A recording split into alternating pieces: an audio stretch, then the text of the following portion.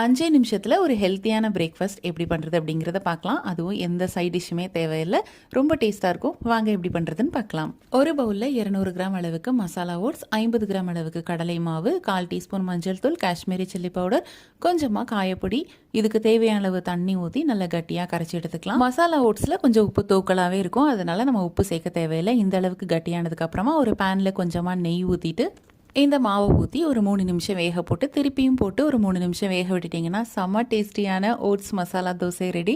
வெறுமனே ஓட்ஸ் கஞ்சி சாப்பிட்டுட்டு இருக்கவங்களுக்கு இது ஒரு வரப்பிரசாதம்னே சொல்லலாம். கண்டிப்பாக ட்ரை பண்ணி பாருங்கள், ரொம்ப நல்லாயிருக்கும்.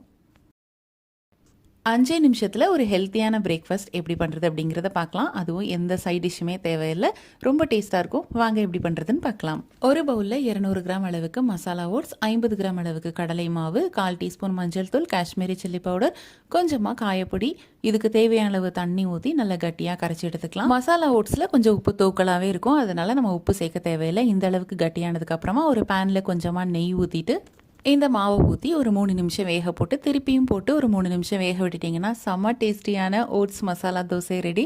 வெறுமனே ஓட்ஸ் கஞ்சி சாப்பிட்டுட்டு இருக்கவங்களுக்கு இது ஒரு வரப்பிரசாதம்னே சொல்லலாம். கண்டிப்பாக ட்ரை பண்ணி பாருங்கள், ரொம்ப நல்லாயிருக்கும்.